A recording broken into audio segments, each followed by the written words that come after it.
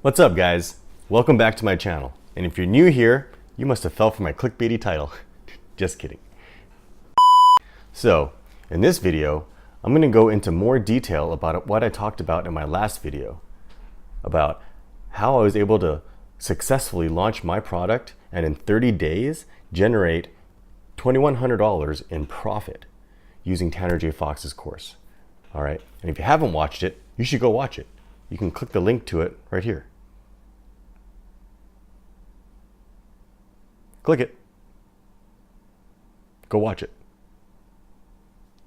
So before we begin, I want to give you guys an update on how well I'm doing. It's been 35 days since I launched my product now, and I actually just got my first payment notification from Amazon that they're going to deposit money into my bank account. Here's the email. I'm so stoked. I almost want to put this on my wall and frame it. All right, and so I'm going to show you my Amazon seller account as well. All right, here's my revenue in the last 30 days. All right, and my profit margin is 57% on this, guys. There's real money here. All right, so excited.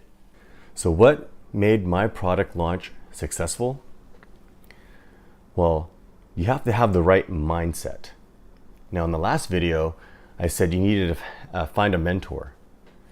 Now, the reason behind that is because your mentor has already been successful in what you're trying to achieve.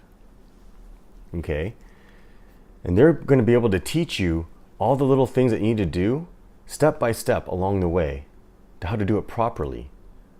But what you're really after is the 1% of experience and knowledge that they attained from being successful.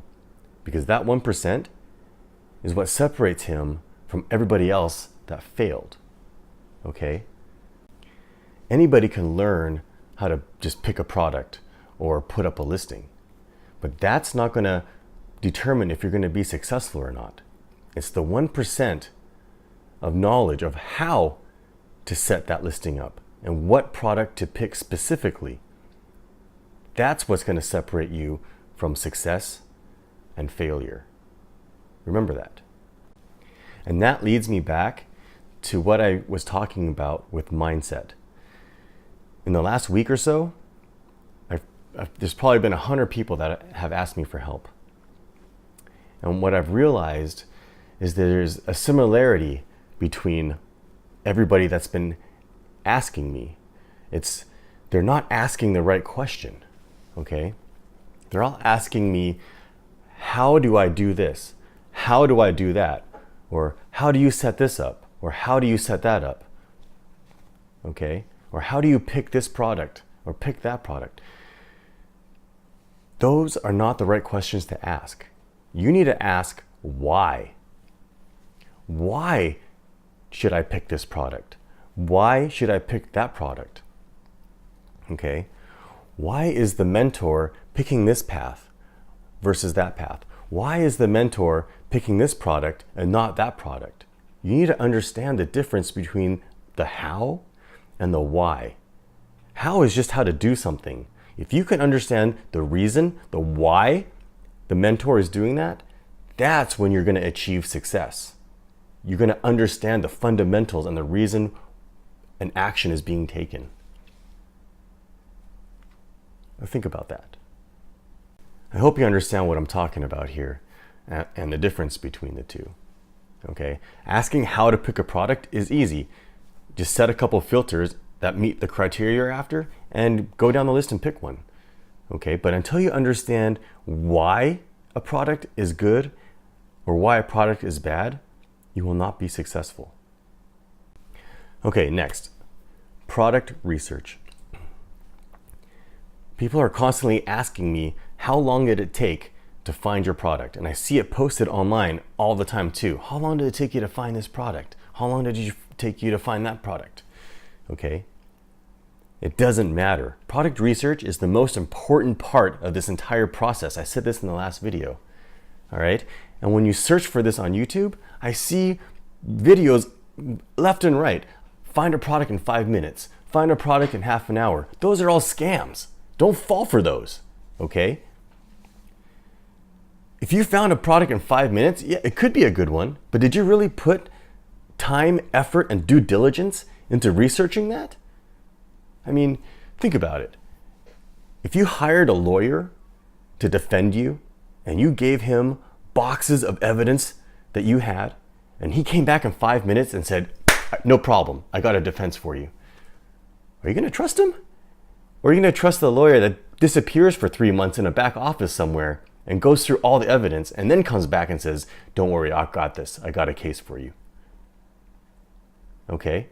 You shouldn't be proud or look at the guys that found their product in 5 minutes and think that's successful. You should be proud or look at the guys that said, it took me 3 weeks or 3 months, because then you know that they took the time and researched and due diligence, and that product actually can have the legs to be successful.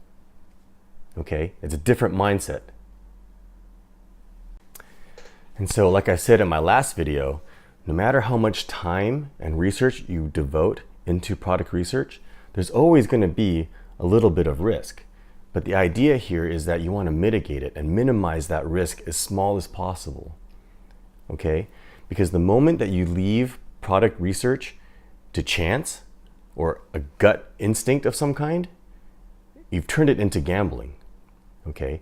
And you don't want to turn this into Amazon roulette. You don't want to have chance dictating if this product's going to work or not. All right? When you pick that product, you should have mitigated the risk so small that you have confidence that if you put money into this product, that it most likely is going to do well and generate revenue and profit for you. All right? The way I see it is I used to day trade. Okay? And day trading, to be successful, you need to have rules, criteria to enter a trade and exit a trade. And whenever those criteria are met, you act like a robot and just do it. The moment you let emotion in there is when you start losing money and failing, because that's when you turned it into gambling. Okay? You don't want to turn product research into gambling. Keep it scientific. Follow your rules. All right, so what are those criteria? You need to start by figuring out how much money do you need to make every month. And most people are going to say $3,000. If that's the case, then you can break it down with simple math. If you need to make $3,000 a month, then you need to generate $100 in profit every day. Okay? And how you get there is going to be dependent on your profit margin. All right? Your profit margin multiplied by how many units that you sell per day should equal $100 profit per day, which will generate you the $3,000 that you want. Okay? Stick to those rules. Write those down. And then the rest is just setting the filters correctly so that the products will meet the minimum requirements. All right? So as far as competition, how many reviews? 50? 75? Set them. Write it down. Okay? How many sales do you need? Write it down. Set the filter. And that's what's going to lead you to picking a good potential product that you can start product tracking. That's how you choose a successful product. Okay? I hope I laid this out for you clearly. You have to have the right mindset, and it all starts from the beginning. All right, guys. I hope I give you a little glimpse into what went through my mind when I was picking my product and what I think is necessary in order to be successful. Okay? If you have any questions, feel free to leave a comment below and I'll answer them for you. Or you can join my FBA group on Facebook. I'll leave a link to that in the description below as well. And I know people are going to ask. My mentor was Tanner J. Fox, and I took his course, and I'll leave a link to his course in the description as well. Okay, thank you. And if you found value, please consider clicking the subscribe button. All right, thank you, and I'll see you next time.